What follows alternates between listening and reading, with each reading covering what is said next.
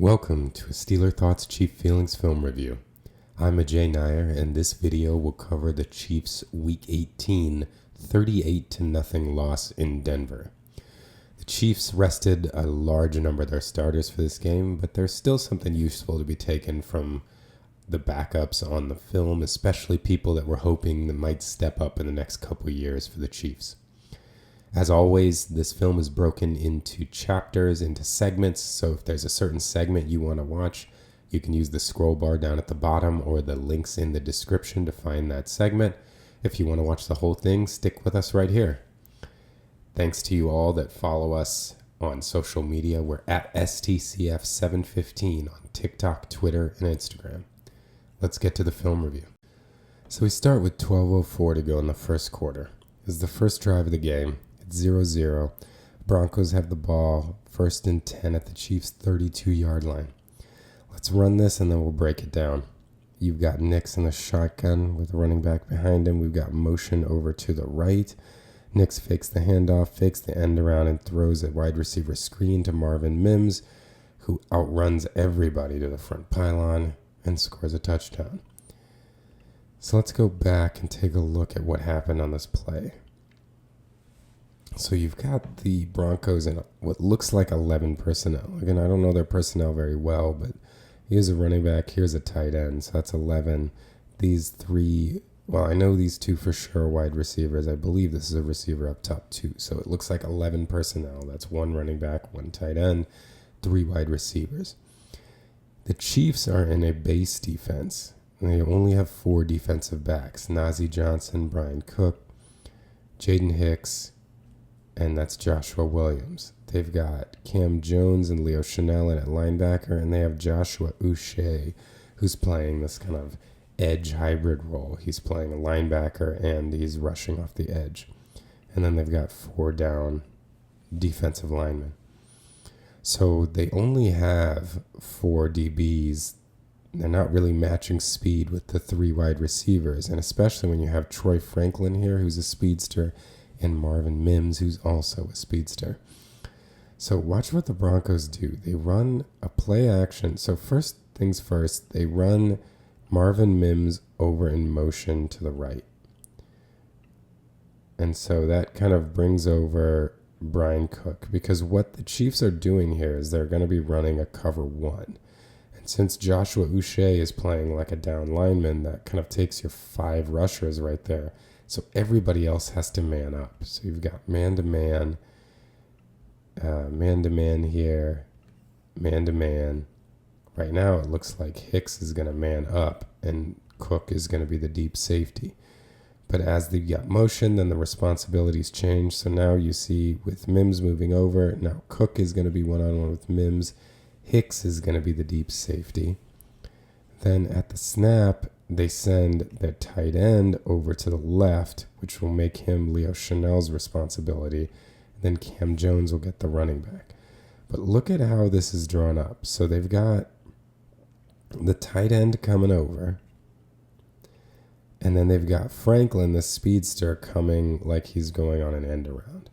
So it looks like we've got lead blocker, end around, and that's what the Chiefs defense sees. So then you got the play action of the running back, and it looks like this is the second motion. We're going to block the edge here, and we're going to bring this guy around.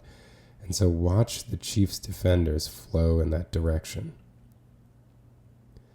So first of all, Najee Johnson is just running with his man. That's one. Look at Hicks headed in that direction. Look at Chenal take a hop over in that direction. So all of these guys are headed over to that side of the field. Meanwhile, they're setting up Mims for a screen.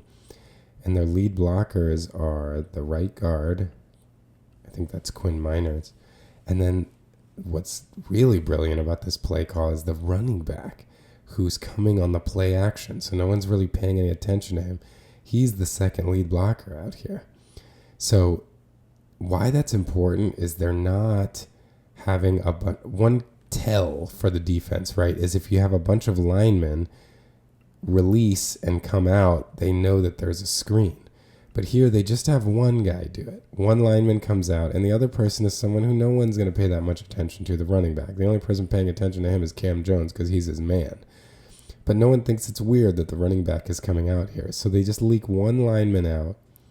And, one critique you might have on this play is Charles Remigio doesn't feel that this guy is kind of like letting him through.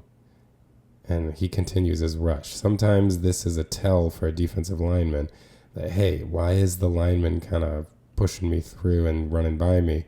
And so ideally, someone like Amanda who peels off here and says, I feel like something's going on, and is ready for the screen. But Amanda who doesn't realize he's being turned loose, and so he continues at the quarterback and runs himself out of the play. But they get the running back to lead block. They get Miners out here, so it's a 2-on-2. Usually the Chiefs do pretty well in a 2-on-2 when it's two defensive backs. We covered that in the Texans game when the Texans tried to run a wide receiver screen, I think 3 or 4 times on early downs and got pummeled every time. But they removed a defensive back from the equation by getting Najee Johnson to run across with Troy Franklin. So now it's a DB and a linebacker. And Brian Cook trying to avoid Miners. Like, you understand what he's trying to do. He's trying to get around the lineman, but he comes in a little too hot here and he's not able to make the tackle. And the other kind of critique you can have on this play is Jaden Hicks gets really, really drawn in by this fake end around action. Look at how far. He's the middle of the field guy. Look at how far he gets. He's all the way here before he realizes there's a problem, and he's the last line of defense. There's just not enough. He cannot make up that much ground and get back to tackle Mims before he gets to the end zone. So that's one kind of critique. If you have 3 people you can kind of critique on this play, Menahue doesn't really realize he's being turned loose. Brian Cook comes in too hot trying to make this tackle, but you understand he's trying to avoid a lineman. And then Jaden Hicks his eyes are faked out way too much by this. He gets way too far before he realizes what's going on and is completely out of position. And you can see once Cook misses that tackle right there, look at this Broncos coach. He knows it's a touchdown right there. He's like, oh, we got it. And they did. Mims is fast, got through the defense, but this is a combination. Number one with a bullet point here is this is a really well-designed play. Like, Sean Payton is in his bag, and so this is another reason why I tell people, don't take too much from this game, because this is clearly a coach on this side that is in his bag and doing everything. Like, he's pulling out all the stops. This is a playoff level game plan. And here you have, tons of starters resting and a fairly vanilla game plan. So, yeah, the Broncos were going to look good in this game, and especially if you're running plays like this against backups. But it's a great play. Like, they get the motion, make it look like an end around. The end around helps move Najee Johnson and Jaden Hicks over that way. The fact that they use a running back as a lead blocker to make it less obvious that they're setting up a screen so you don't have to leak too many linemen out there. And it all worked. They got Mims right there for the touchdown. Great play by Denver. And like we mentioned, there were just a couple of Chiefs that could have done a little bit better, but you really got to tip your cap to Sean Payton. This was a nicely designed play. So we could see it again from the end zone view. Look at the fake handoff. The running back is going out. So see, this is my kind of favorite sneaky part of this, is the running back taking the handoff and coming out and being a lead blocker and doing a good job on Cam Jones too. And then all that action gets look at where the Chiefs are. Look at all the defenders. There's nobody flowing in the direction of the play on the play side. And so then once Mims gets it, he's so fast. He was gone, and Hicks had to make up too much ground to try to get him. There's a touchdown, and the Broncos are up 7-0. Now we pick things up with 6:15 to go in the first quarter. The Broncos are up 7-0, and they've got the ball 1st and 10 at their own 40-yard line, just having converted a 4th and 1 with a quarterback sneak. So let's take a look at this play, and then we'll break it down. We got Bo Nix in the shotgun, running back to his left. fakes a handoff and drops back and throws a bomb down the right side to Courtland Sutton. Makes the catch in the red zone. First down Broncos. It ends up being a gain of 47 yards. So let's take a look at what happened. And Denver comes out here in 11 personnel. We've got one running back, 3 wide receivers, and a tight end. So the one running back, one tight end gets you 11 personnel. The Chiefs come out in a nickel package. They've got 2 linebackers, which are Cam Jones and Leo Chanel, and they've got 5 defensive backs. Najee Johnson, Jaden Hicks, Brian Cook, Shamari Connor, and Joshua Williams. So the Chiefs, the first part about this from the Chiefs' perspective is their coverage is a little bit unclear. To me, it looks like they're playing a cover 1 man. I believe that Brian Cooks is supposed to be the deep safety and Jaden Hicks is the underneath robber, and they are manned up. That would leave Leo Chanel guarding a wide receiver, which is less than ideal, but it does kind of look like that's how they're matched up, with Shamari Connor on the tight end, and then Joshua Williams over here on the wide receiver on the boundary. The reason why I'm saying I'm not sure is with the Broncos run action here, Brian Cook fires up the field and ends up sticking with, right here, the wide receiver, and Chanel ends up rushing the quarterback. But it's not like a blitz from Chanel. He seems to be looking... So my best guess is that the run action attracted Brian Cook here, especially the end wide receiver blocking down. And if you see the Broncos, they take the tight end and they insert like it's a run. They take the wide receiver and block down. I mean, this all looks like a run to this direction. And I wonder, my best guess is that Brian Cook just got faked out by that and came to fit the run. And once he got here and realized it was a pass, he just started running with little Jordan Humphrey. The critique you could have of that theory is then, well, who was supposed to guard little Jordan Humphrey in the first place? That's where I think that maybe Leo Chanel was with him, and then when he inserted, he rushed the quarterback. It's possible. I mean, that's not a great plan either, having Leo Chanel guard a slot receiver, but it's just hard for me to believe that at the Broncos' 40-yard line with 1st and 10, Spags had a situation where he had a 0 coverage with no deep player. I mean, it's got to be Cook here. I just can't envision that they ran man-to-man across the board without anybody deep. And look, it's not like Connor or Hicks is looking like they want to replace. So I don't know. I mean, Connor seems very clearly to be manned up here on the tight end. Hicks looks like he's playing an underneath zone. The other possibility is that Cook was going to come down and take little Jordan Humphrey and Hicks was going to replace, but then Hicks saw the run action and stayed up. I don't know. But it's just hard for me to imagine that Spags called a play with 0. I mean, he 0 blitzes all the time, but this isn't even a blitz.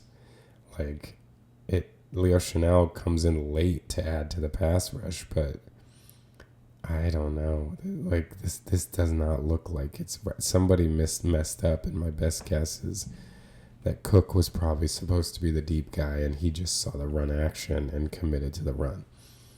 In any case, the net situation is that we've got Williams manned up over here on Vele, Johnson manned up on Courtland Sutton, no deep safety, so the middle of the field is wide open.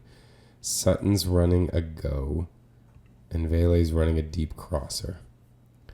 And so Bo Nix drops back and sees he's got Sutton one-on-one running a go with no safety, and he's just going to launch it. So, I mean, this was, Najee Johnson obviously gave up separation, but he's put in like a no-win situation. This is 0 coverage, and he's going up against a receiver who's one of the better receivers in the league. And watch this route from Sutton. Sutton gets an inside release. And then he kind of rides Johnson toward the outside, almost like he's selling an out-breaking route here. And then watch him right here. And this is something he did to Trent McDuffie on a touchdown he caught in Kansas City. Look at him extend that arm right there. Sutton is very physical, and he does a good job of pushing off without getting called for a penalty. And look at him extend the arm right there, and look at the separation that created. It's tough when you're going up against physical wide receivers that are good at their route running and very nuanced with how they're physical in situations that won't draw flags. But I mean, you can see right here. He uses that right hand to push off right there. Create separation. And, this is why I'll leave it up to you. I said the same thing with the McDuffie play earlier. It's like, I wouldn't have had a problem if they called this pass interference. By the rule of the law, he's extending his arm. This is why NFL officiating is so confusing, because it is all subjective. Like, by the rule of the law, that's pass interference, but a lot of times that's not called. I'm not saying the refs missed something. That's not called a lot. And sometimes it is called. And that's why fans get mad so much, because it's so inconsistent. In any case, I feel like it's just a really good route run by Sutton. He's a really physical guy. He's more power to him if he's able to do this and push off in ways that don't draw flags. And he gets Najee Johnson there and gets a huge gain. But from the Chiefs' perspective, the real question is, why was there no one in the middle of the field? It was a good run action from the Broncos. Again, a well-designed play for what looks like a run, Bringing the tight end across, bringing the receiver into down block. Looks like a run. Get their shot play with just two guys going deep. And that's a big first down that would ultimately lead to another touchdown for the Broncos. All right, let's pick it up with 6:54 to go in the second quarter. The Broncos are up 14-0 at this point, and they've got a 1st and goal at the Chiefs' 3-yard line. Let's check it out. So we've got Bo Nix under center. He's got I formation behind. He fakes a handoff, rolls to his right, throws back to the back line. The ball's tipped up twice. 3 times, really, and then caught on the ricochet for a touchdown. It was just that kind of day for the Chiefs. So let's take a look at what happened. We've got Bo Nix here in what looks like 21 personnel. No, that's not true. That's not 21 personnel. Let's see. So, because this is a tight end here, this is a tight end. This is 22 personnel. So he's got 2 running backs, 2 tight ends, and 1 wide receiver here on the left. The Chiefs are out in a base. So they've got 2 linebackers, and Joshua Uche ends up being like the 3rd linebacker, and they've got 4 defensive backs. So the Chiefs kind of run a cover 3-ish concept, right? They're essentially having 3 guys, Cook, Taylor, and Najee Johnson, man the deeper part of the end zone. And then underneath is being filled here.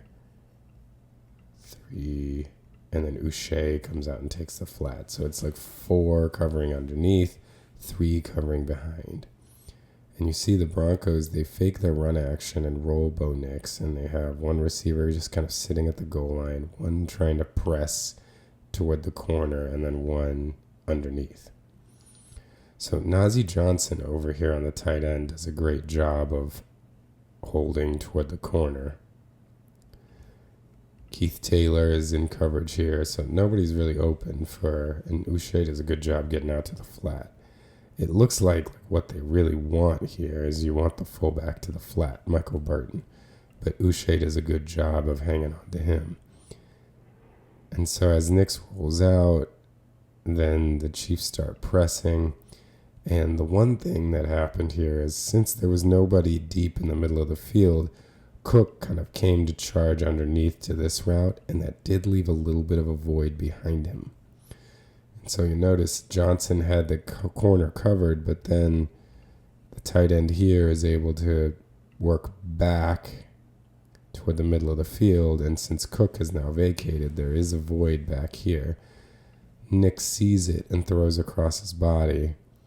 And honestly, this is just a bad ball placement here. Because if this ball is put on him or put a little in front of him, this is an easy touchdown. But he threw it behind him. And Najee Johnson's rushing in to try to make a play and is able to get in the path of the ball. So you see that if this ball's anywhere over here, then Najee Johnson can't in the way. It's an easy touchdown. It's just not a great throw from Bo Nix. And it looks like it hits Najee Johnson the upper arm or the shoulder and pops up. And then the Broncos tight end looks like he might get a finger on it right there. Or Johnson, really, honestly, looks like he got a hand on it right there. And then Taylor diving to try to catch it. Unfortunately, if Johnson had just got his hand on there, that would have been that. Would have been incomplete. But Taylor tries to dive to catch it. And his dive, he's not able to catch it, but he pops it up in the air long enough for Vele to get down there and get a knee down, completing the catch for a touchdown.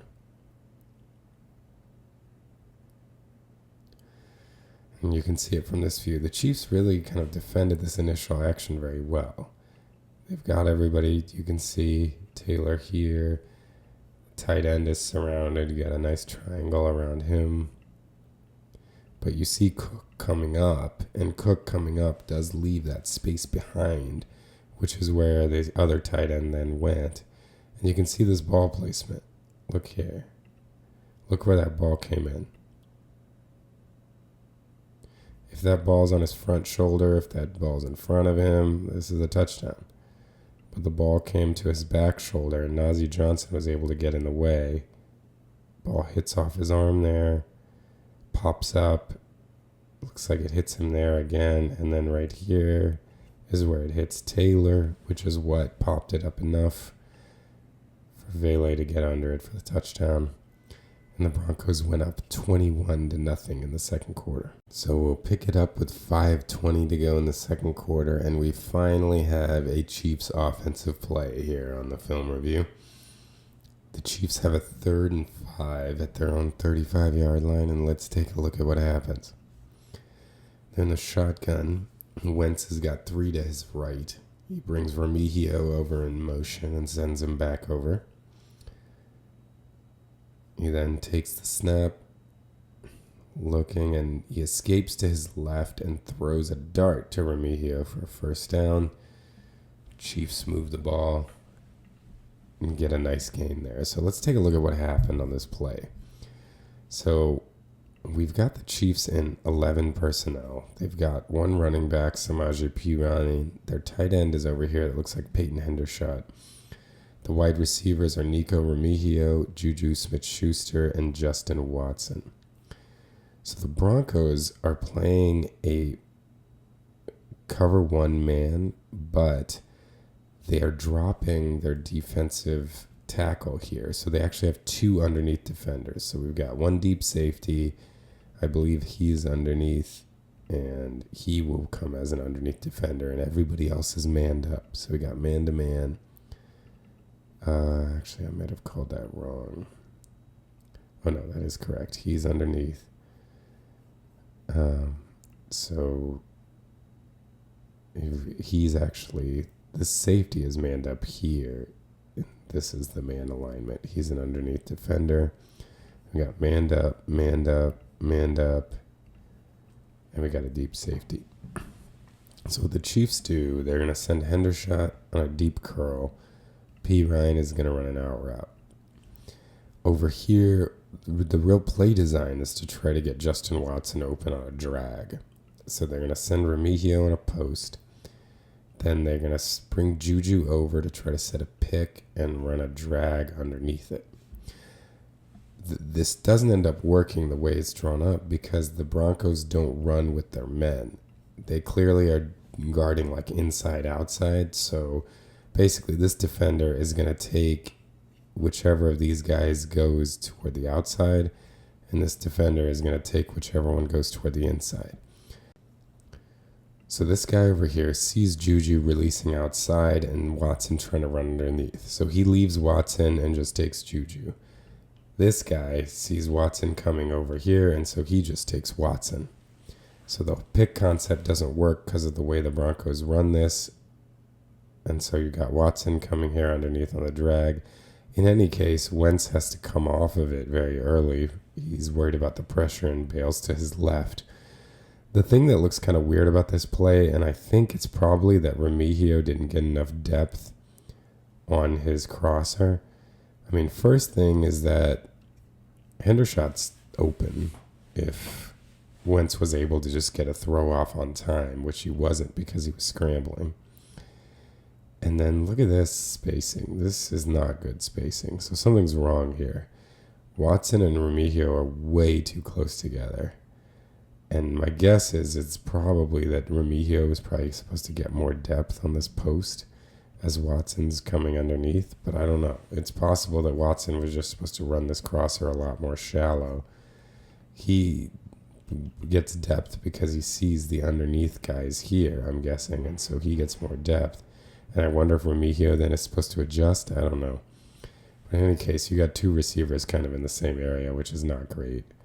But Remigio ran this route on Patrick Surtain, which, who by most estimations is one of the best corners in the league. And he got open enough to, this is a great throw from Wentz, ball placement wise, and they get a big first down. But it's nice to see, there's a play that was drawn up to work a certain way. It was really to get Watson open underneath here. It didn't work that way, but Remigio was able to get enough separation, and Wentz was able to fire this ball in there while running to his left. It's quite a good throw. So let's see it from Wentz's perspective. He drops back, and he's worried about the inside rush coming on DJ Humphries. So he bails out to his left. He sets his feet, and look at that throw. The only worry is whether if this was intended for Watson, it's not so good of a throw, right? You got two receivers in the same area. If this was intended for Remigio, this is a fantastic throw. And he actually pulled it in with one hand. Look at that. Great catch by Remigio. One bright spot from the first half for the Chiefs. Now we've got 3:07 to go in the second quarter, and the Chiefs have a 4th and 4 at the Denver 36-yard line. So let's run this play, and then we'll break it down. Got Wentz in the gun with P. Ryan next to him. He sends Hendershot in motion. Then you see him make a check. Takes the snap, and he runs a swing pass right to P. Ryan, who easily picks up the first down and gets out of bounds. And now those of you who have been watching this film review all year will recognize this concept because it's one we've brought up multiple times, and we've even shown examples of the Chiefs using this back in 2022 with Jerick McKinnon, using it with Damian Williams, even going so far back as showing a similar usage of this concept way back in 2013 by Andy Reid. Andy loves running this concept. He does it again and again in crucial situations. And the Broncos got with it one more time.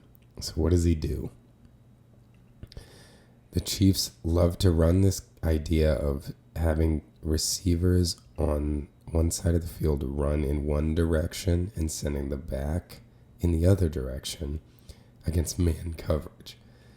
Because you take the receivers and their defenders and create a ton of traffic for the defender that has to come around and guard the running back. And especially when you only need like 4 yards, you don't need a ton of separation to get that. So watch how this happens. When they take the snap, Hendershot releases inside, Juju releases inside. Here are their defenders, and here is the defender that's supposed to come and take P. Ryan. P. Ryan just sneaks out underneath it. And you see there's just not enough time. Look at all the traffic over here. There's no chance for anybody to make a play on this. Reid loves to do this. and does it over and over again. And if you remember on the broadcast, Vance Joseph was frustrated after this play. And you can understand why. I mean, how many times we've seen this just in our film reviews this year. We've seen this multiple times. Like people actually studying for an NFL game that have played against Reid multiple times have probably seen this on tape so many times. And they still got by it again. A nice, typical Andy Reid concept. And it works here for a first down. You can see it from the end zone view.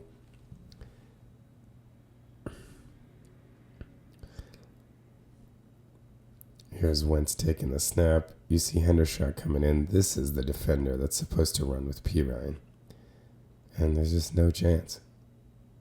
It's a nice, simple concept, and it works very frequently, which is why Andy keeps going to the well and keep looking out for it, because I bet you'll see it in short yardage situation or red zone situations.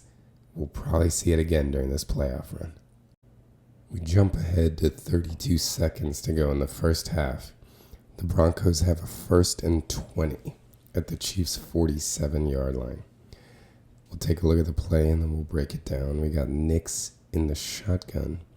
He's got 2 to his left. He drops back, throws deep down the right sideline and completes it to Sutton, gets inside the red zone, ends up being a gain of 32.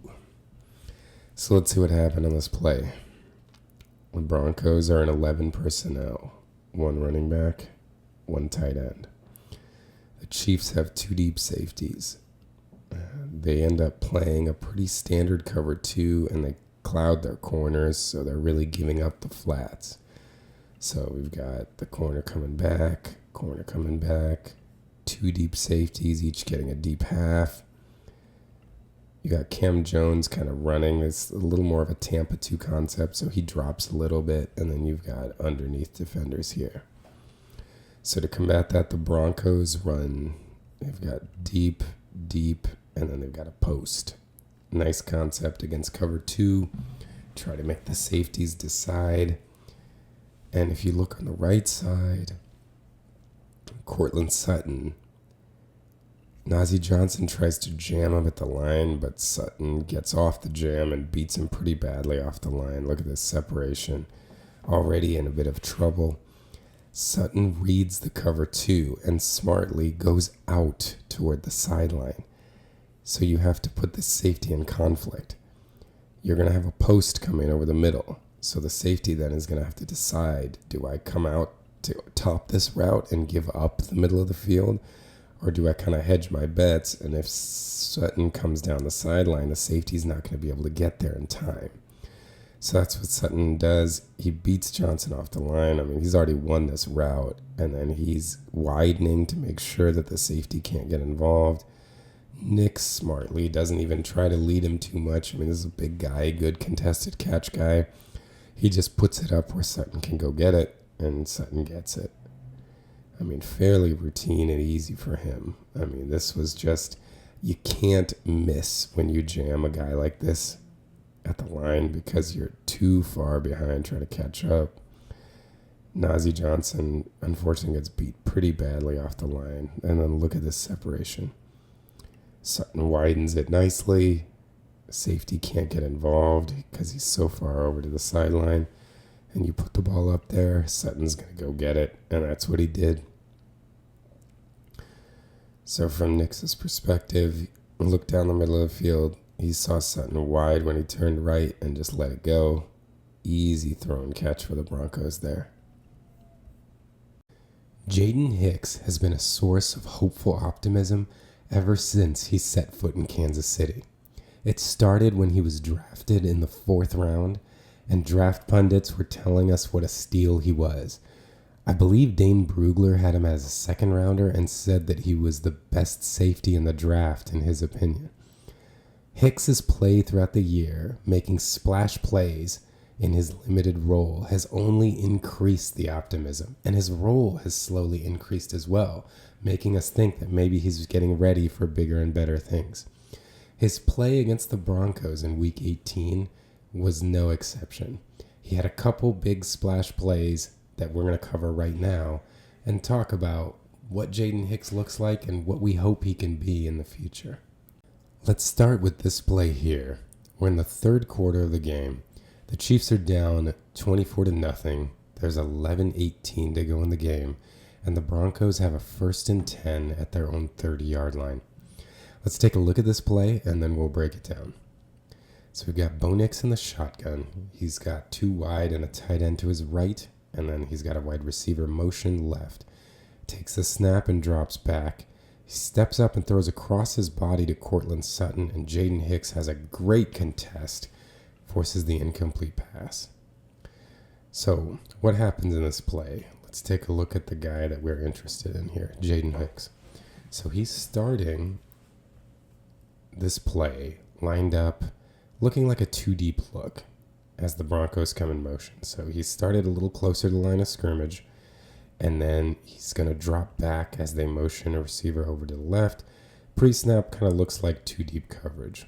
But then as Bo Nix drops back, it looks like it falls more into a cover 3 principle. You've got Brian Cook as the middle third defender, and you see Najee Johnson is dropping deep and Joshua Williams dropping deep, while Jaden Hicks is starting to come down a little bit, spinning down. So it's a little more of a kind of 3-deep principle with Jaden Hicks coming underneath with the other 3 underneath defenders. So you see what the Broncos are doing here is they're running kind of deep crossers. So they've got Sutton coming over, and then the slot here is running what looks like a little more like a post, and they've got a go route down the numbers on the outside. And so if you watch Hicks, he's coming down as the underneath defender, and noticing that over here he's got Sutton coming across the formation, and there isn't really much of a threat over the middle that he needs to take care of. You've got Ajay over here manning the flat over here. So Hicks keys on Sutton and ends up just running with him. And look at, you've got the nice 2 defenders underneath. Hicks running with Sutton, and Bo Nix doesn't really like anything that he's got, right? So he's got a post route that's running over the middle, but it's coming right into the zone that Najee Johnson is dropping into. Then you've got Williams on the back hip of the go route, and Brian Cook is pretty well over the top of that. So besides the flat, which this is something that Chiefs kind of did all day, they dropped really deep. You see how deep the linebackers are. They're at the 10-yard mark. So they're basically giving up almost anything underneath. Joshua Ajay is the only defender that is guarding a zone within 10 yards of the line of scrimmage. But they don't really have, they have the running back leaking out a little late, so if Bo Nix wanted, he could have just dumped it off here and got yards after the catch. It was just something he was doing all day. But in this case, he decided he wanted Sutton, even though there is a lot of activity around him.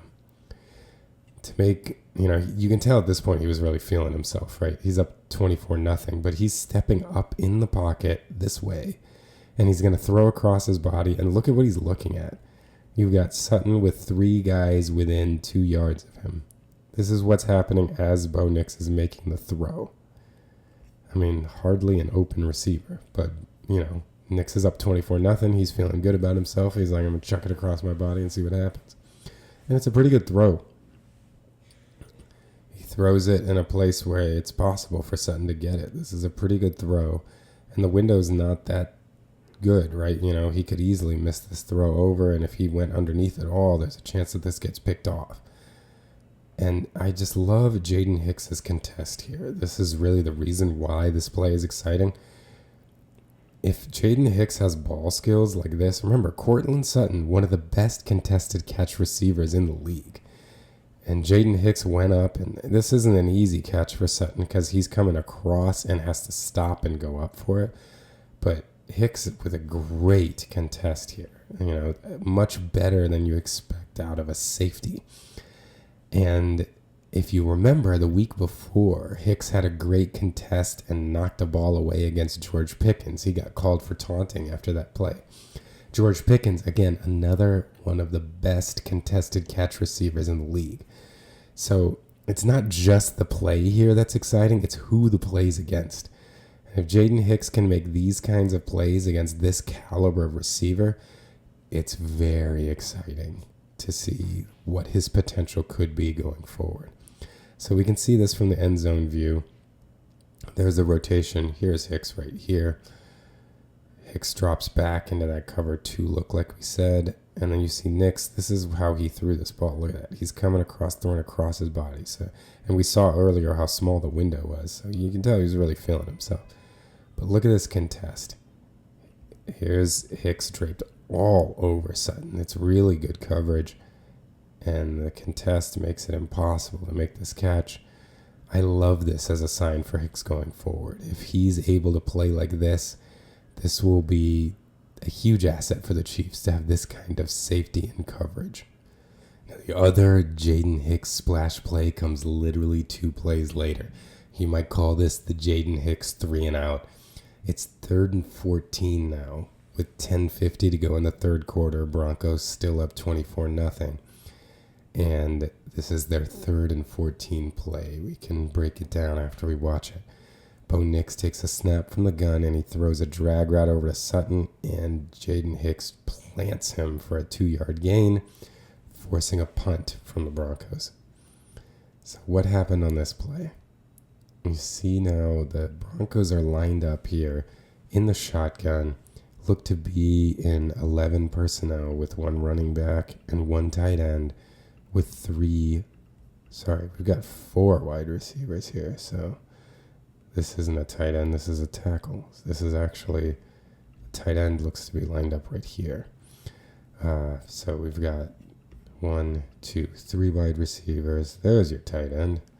Circle the right person, Ajay. And here in 11 personnel. And the Chiefs have Leo Chanel, who played Mike for a lot of the game here. He's playing Mike with Cam Jordan as linebacker. And then they've got 5 defensive backs. Here's Najee Johnson, Chris Roland Wallace, Brian Cook, Jaden Hicks, and Joshua Williams. So let's see what's going on here. The Chiefs look to be lined up in man-to-man, right?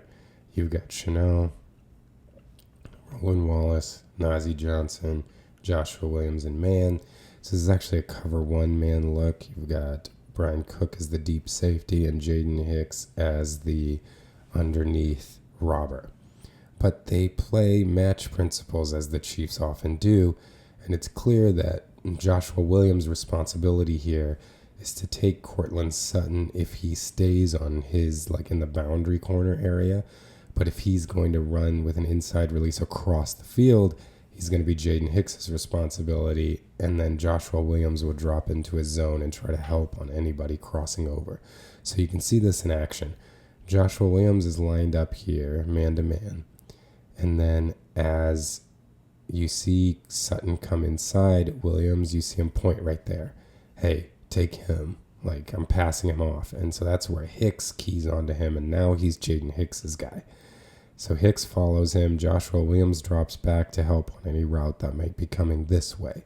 So he becomes the extra defender underneath, and you got it deep, and then everybody else here is manned up.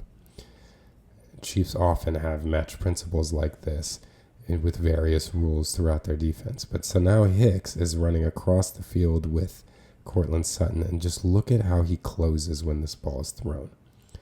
Comes in like a missile and no chance for anything after the catch. Look at that form tackle coming in right in his hips. Boom. Nothing. And this reminds me, honestly, of Justin Reid.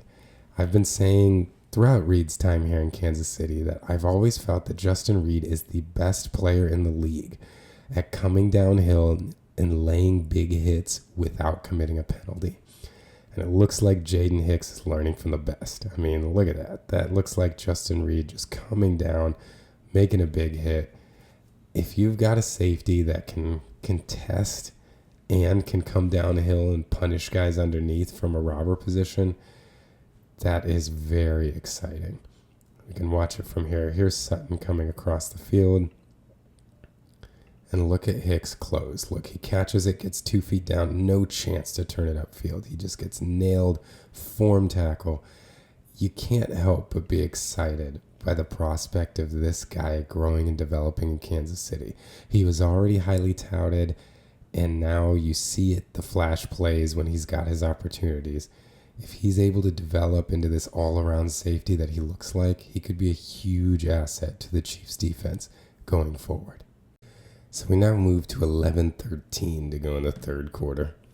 For those of you that are watching this film review through, this is actually the play that's in between the two Jaden Hicks plays we just showed you. So 11-13 to go in the third quarter. The Broncos have 2nd and 10 at their own 30. Jaden Hicks has just knocked away, contested a pass to Courtland Sutton, and so the Broncos are in 2nd down. Let's take a look at the play, and then we'll break it down. We get the Broncos in shotgun, 3 to Nix's left. He hands the ball to McLaughlin, and Felix Anudike-Uzomah swallows him up in the backfield for a loss of 4. So this is, we just, again, had the discussion about Jaden Hicks' potential. Let's talk Felix. Because when we drafted Felix, I personally was thinking, and I imagine a lot of Chiefs Kingdom was thinking that, this guy was a great around the corner edge rusher, speed rusher, get to the quarterback quickly. If we can kind of hone his skills, he'll be a different kind of pass rusher in the system. So we're hoping to see him develop in that realm. What's been interesting this year is he's kind of developed more as a run defender. And he's starting to look like the kind of guy that you would think Steve Spagnuolo may start to trust to be an every down defensive end. Because, when you have guys like Joshua Uche that we've seen this year, they don't get a lot of snaps when they're not defending the run. Steve Spagnuolo is really big on wanting big, long, strong defensive ends that can set the edge and defend the run. And FAU's development in that area has been so interesting to watch this year, and this play really exemplifies that. So FAU comes and engages Garrett Bowles pretty quickly. Look at how quickly he gets his hands on Garrett Bowles and the shoulders before. Look at Bowles' hands trying to get underneath. FAU gets his hands on him first, which is always a good sign, kind of set the contact. And Bowles is trying to get up under his pads, but FAU kind of holds his ground and pushes back. And then watch him just disengage right there. He doesn't get pushed back. He helps set the edge, which forces the widening, right? He doesn't get washed out. He doesn't get pushed back, which allows an easier angle up the field. He keeps his spot here at the line of scrimmage, and he makes the running back bow out to the side. And then the second part of this is the disengagement. He gets the blocker off of him, times it perfectly so that he can just come right after McLaughlin and get him down in the backfield. That's really good run defense. That's like Frank Clark kind of stuff. And I know Chiefs fans won't love to hear that, but Frank Clark was a really good run defender as a defensive end. He's a really good pass rusher too. He may not have lived up to his contract, which is why Chiefs fans have differing opinions on him. But he was a great run defender throughout his time. But let's watch it here. See, like we said, FAU gets his hands on him quickly, maintains his spot in the line of scrimmage, doesn't get pushed back, and watch him disengage. He uses that right hand and brings it down, gets right through and disengages, comes right off. That's awesome. And I'm really hopeful that this is an indication that FAU is going to become more of a consistent guy on the field, that he'll kind of enter the rotation a little bit more, play a little bit more, and hopefully become more impactful as time goes on. It's really nice to see him making plays like this. Thanks so much for watching. As always, we appreciate all of you that follow us here. We can't thank you enough for all your support here on the YouTube channel, on social media at STCF715 on TikTok, Twitter, and Instagram, and on whatever podcast feed you use if you download the Steeler Thoughts Chief Feelings podcast. Looking forward to the divisional round. Let's see if the Chiefs can continue to advance on their quest for a three-peat. We'll have the breakdown of the Chiefs-Texans game as well as the Steelers' wild card loss to the Ravens coming up shortly. Until next time.